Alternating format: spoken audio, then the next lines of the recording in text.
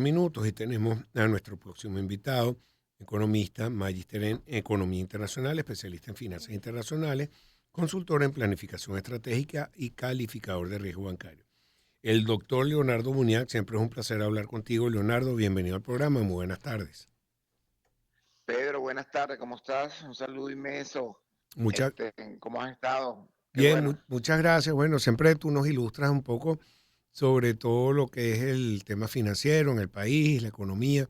Y en este momento hemos visto que algunos bancos usando una cantidad in- de, de- de- de inteligencia artificial, por decirlo de alguna manera, la banca aquí ha tenido muchos problemas por el encaje bancario que se ha restringido para dar algún tipo de financiamiento, pero vemos que algunos bancos están otorgando tarjetas de crédito, están otorgando créditos, se está dando crédito para algunos vehículos, para una cantidad de cosas que me parece muy positiva porque por algo se llama apalancamiento, como esa figura de esa palanca que agarran con una piedrita, agarran una palanca grande y te ayuda a impulsarte en otras cosas. Quería que nos hablaras un poco de este tema y cómo ves esta Venezuela que se está abriendo al crédito, por favor. Sí, mira, la realidad es que bueno, todos hemos sido testigos estos últimos 10 años del proceso de empequeñecimiento, para llamarlo de otra forma, raquitismo financiero que ha sufrido la economía venezolana y en particular la banca venezolana, donde la cartera de crédito incluso en algún momento casi literalmente llegó a extinguirse porque llegó a niveles de 632 millones de dólares, te estoy hablando fecha año 2018-2019, después de haber tenido una cartera, por ejemplo, en los años 90, Pedro, casi de 40.000 millones de dólares. Éramos la cuarta banca más grande de América Latina y por cierto la tercera mejor supervisada con supervisión basada en riesgo, inscrito en Basilea 1 y todo. Pero bueno, lo cierto es que vivimos un proceso hiperinflacionario que todos conocemos, se empequeñece la economía venezolana e igualmente ocurre con la banca venezolana, porque la banca es un reflejo del país y la banca crece y se desarrolla tanto cuanto crezca y se desarrolle la economía. Y si la economía se empequeñece, obviamente tiene que ocurrirle al sistema circulatorio de la economía nacional, que es el sistema financiero. El crédito finalmente llegó a niveles muy, pero muy bajos y comenzó a recuperarse muy lentamente, porque como tú lo acabas de explicar excelentemente bien, algunos factores de naturaleza económica, como el normal desenvolvimiento de la economía y la caída en la demanda de crédito, definitivamente fueron factores que generaron la caída en el volumen del crédito en Venezuela, pero igualmente por el lado monetario, tú bien sabes que la figura del canje legal también se convirtió en una suerte de gravamen a la intervención financiera y como consecuencia de eso el crédito bancario también se vio muy reducido por la falta de disponibilidad de esa materia prima para poder prestar. Lo cierto es que llegó a niveles muy bajos, pero fíjate que en el año 2023 hubo una recuperación bastante importante. Los bancos comenzaron a arbitrar, como tú llamas, inteligencia artificial Mm, o ingeniería financiera. Bueno, exacto. comenzaron a arbitrar mecanismos y fórmulas para poder dinamizar el crédito bancario y hoy la cartera de crédito en Venezuela casi ya alcanza los 2.000 millones de dólares. Por supuesto, sigue siendo una cifra sumamente pequeña, muy, pero muy ínfima cuando la comparas, por ejemplo, con otros países de la región. El caso de Colombia tiene una cartera de crédito de 145.000 millones de dólares. Te podrás imaginar, es algo así como más de 200 veces el tamaño de la banca venezolana en su momento. Bueno, no te puedes comparar, por supuesto, ni con Brasil, no te puedes comparar con México, pero lo cierto es que si nos comparamos contra nosotros mismos, y eso es lo importante, no seguir viviendo del pasado, en la cartera de crédito desde 2019 hasta ahora en moneda extranjera, o medida en extranjeras se ha multiplicado casi directamente por tres. Ya llega a un punto de casi los 2.000 millones de dólares, que eso incluye créditos comerciales que están indexados, pero también nuevas figuras como tarjetas de créditos indexadas que se han dinamizado para algún tipo de cliente, créditos a vehículos, y estos productos básicamente de toda una obra de ingeniería financiera que la banca ha podido hacer para poder de alguna manera dinamizar el principal activo que genera ingresos en la banca, que es el crédito bancario. Sin embargo, todavía la banca queda en deuda con la economía nacional y cuando digo queda en deuda es porque obviamente el crédito hipotecario no existe, el crédito de vehículo todavía, por supuesto, es muy marginal, Pedro, el crédito comercial está muy concentrado en el crédito corporativo, que es el de mayor volumen, el que se puede indexar en moneda extranjera, y todavía Pedro Pensini y Leonardo Unidad, como personas naturales, tenemos muy poco acceso al financiamiento para, por cierto, para proyectos, para emprender negocios o para financiarme el consumo.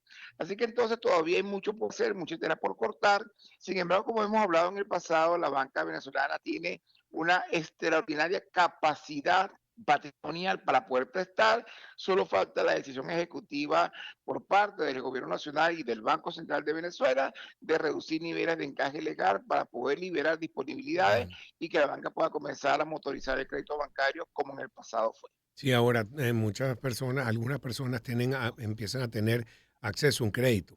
¿Qué le recomendarías ya como finanzas personales? Yo sé que tú hablas más a nivel macro, pero también a nivel micro. ¿Qué les recomiendas tú a la gente para que no metan la pata usando su crédito?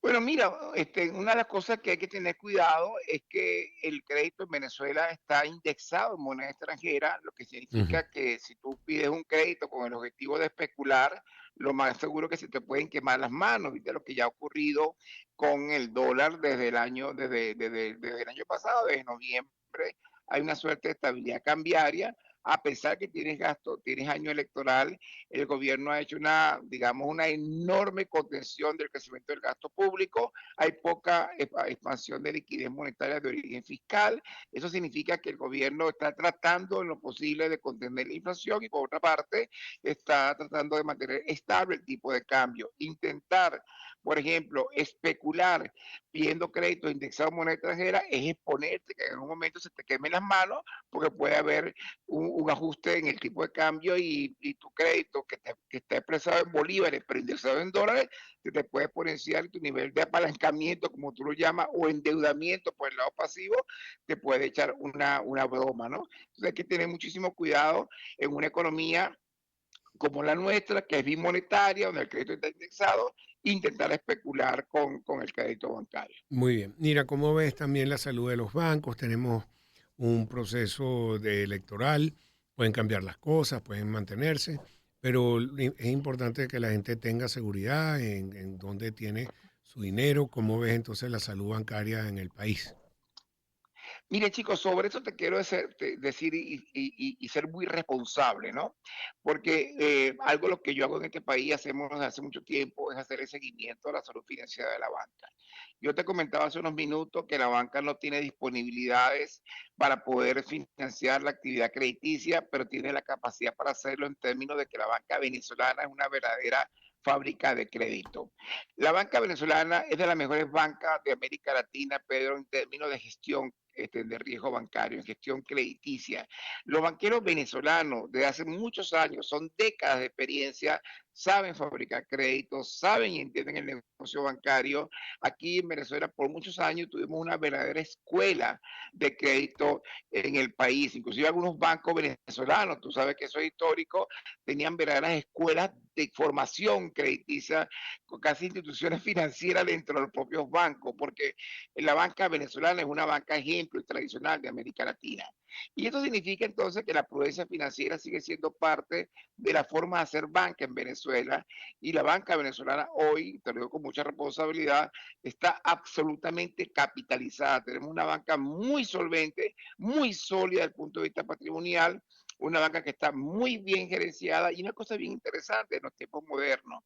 La banca venezolana ha entendido que el futuro del dinero es digital. Y como el Ujú. futuro del dinero es digital, la banca venezolana ha dado pasos importantísimos en transformación digital. Aquí no se ha dejado de invertir dinero, Pedro, en innovaciones financieras con énfasis en tecnología. Esto es sumamente importante. Cuando se habla de tarjetas inteligentes, cuando se habla de digitalización, etcétera, cuando se habla de Big Data, cuando se habla de Machine Learning, inclusive de inteligencia artificial, ya ves varios bancos venezolanos dando pasos en ese sentido. Así que entonces lo que requiere esta banca es materia prima, es que se decida finalmente, se tome una decisión ejecutiva en el Banco Central para reducir el encaje legal, para permitir, por ejemplo, que tengamos una cámara de compensación en moneda extranjera, porque ya la banca tiene pasivos, captación del público, depósito del público en moneda extranjera, no convertido, no, no, en moneda extranjera de más de 1.800 millones de dólares. Entonces es bueno ya que se apruebe una cámara de compensación para que tengamos en Venezuela cámara en bolívares y en dólares, como es en casi toda América Latina. Entonces la banca venezolana la veo muy bien, muy sólida. Si todos los indicadores de morosidad son verdaderamente ridículos, el venezolano es buen pagador. Sí. En todas partes, bueno, indudablemente en Táchira y en los Andes no hay nada mejor pagador que un gocho. No son mejores que nadie, porque esos son los mejores pagadores, porque el crédito es muy valorado en los Andes venezolanos, te lo digo por muchísima experiencia, pero la morosidad no supera el 1,5% en Venezuela, lo que significa 1,5% de los créditos otorgados. Eso es muy bajo. Así que tienen una banca bien capitalizada y una banca muy bien provisionada Sí. y muy bien gerenciada. Fíjate que el venezolano se ha puesto las pilas y ahora tienen algún tipo de, y no quiero hacer publicidad, pero por ejemplo, cachea, que deja que la gente pague después de 15 días en tres partes. Y lo que tú dices, Bueno, eso es muy interesante. el Sí, índice de sí. morosidad es casi nulo, la gente paga. Y es un crédito sin garantía, que es Eh, muy eh, una, interesante. una cosa loca, ¿verdad? Me parece como es Es una cosa, es una cosa loca y sin embargo el resultado ha sido muy positivo muy y básicamente positivo. ¿por qué? Porque el venezolano es buen pagador, el Exacto. venezolano valora el crédito bancario, lo entiende y lo valora y finalmente este tipo de innovaciones, de ideas, me parecen muy geniales como Cachea, van a tener éxito básicamente porque el venezolano es buen pagador, el venezolano tiene tradición crediticia desde hace muchas décadas. Ujú. Lo otro que se han empezado a abrir son posibilidades de crédito o de pago en divisas y eso llama mucho la atención, sobre todo que los bancos tuvieron que hacer como su propio sistema de dólares, de divisas, porque hay euros en todo, pero tú vas a un banco y puedes depositar en dólares y sacar. Lo que no se puede hacer es transferir, ni entre cuentas, Es ni hacia correcto. otro país. No hay sistema SWIFT, no hay sistema ABA, no se puede Pero transferir. por eso te decía hace unos minutos la necesidad ya de dar pasos gigantescos en que tengamos una base monetaria en bolívares y en dólares y tengamos una cámara de compensación en dólares, porque ya hay suficiente materia prima en moneda extranjera en los bancos, bajo la figura de la cuenta custodia, bajo la figura de la cuenta corriente de libre convertibilidad, para tener una cámara de compensación y que permita, por supuesto, el pago entre cuentas entre terceros de otros bancos. Ujú. Eso es algo que es necesario y que hace falta y que Debería, yo creo que es un debería de tema. abrirse esa posibilidad, ojalá. Y por lo, Definitivamente, por lo definitivamente. menos en el país. Mira, y las criptomonedas, vemos a algunos países como El Salvador que la adoptaron. A mí me parece muy riesgoso porque la volatilidad de estas cibermonedas depende de todo. Es peor que la volatilidad que puede tener un commodity como el petróleo, etcétera. Pero el futuro va hacia allá. No veo que se estén echando para atrás. Sí, Países. mira, al final, sí, sí, Pedro, al final la criptomoneda, la cripto también es dinero y es dinero virtual. El tema es que la criptomoneda es dinero virtual fiduciario y es fiduciario, tú sabes muy bien, porque está basado en la confianza, no porque está emitido por un banco central, no, es descentralizada, pero es dinero virtual fiduciario porque está basada en la confianza de quienes la usan como instrumento de pago, inclusive como reserva de valor en el caso del Banco Central de la Reserva del Salvador, que se utiliza la criptomoneda, el Bitcoin, como reserva de valor. Tú la usas, cuenta que el dinero tiene tres fines, tres formas de uso, como instrumento de pago, como instrumento, como instrumento de reserva, como reserva de valor, o para fines, digamos, de precautelatorio, pues para ahorrar. Al final, entonces, te encuentras que la criptomoneda es dinero virtual fiduciario y está basado en la confianza del uso como instrumento de pago o como reserva de valor. El tema está entonces que, como está basado en la confianza, basta con que venga entonces una empresa como Starbucks, cualquiera por allí, y diga, no la voy a usar más, para que se desplome en forma abismal. Y ahí es donde viene el tema y tiene la volatilidad, las criptomonedas, donde puedes ganar mucho, pero también puedes perder mucho. Está bien. Bueno, Leonardo, se nos acabó el tiempo. Muy agradable siempre la conversación. Te volvemos a llamar. Estamos muy pendientes de tu opinión. Muchísimas No, gracias. encantado. Y un saludo a esos cientos de miles, esos millones de personas que te siguen todos los días Ojalá, y que amén, yo de sé tu que boca se, al se cielo. nutren No, no, no, no, que se nutren mucho contigo, yo me nutro mucho contigo. Muchísimas Un gracias. abrazo, Igualmente, Pedro, fuerte abrazo, encantado. Leonardo Uñac, economista. 5:59, nos falta uno, vamos a hablar de Interactivo. Este mes Inter siempre te da más. Empezamos el año en su compañía. Circuito Éxitos. ¿Qué esperas? Contrátalo ya. Visita a los agentes autorizados y puntos Inter. La fibra Inter siempre te da más. Ya regresamos.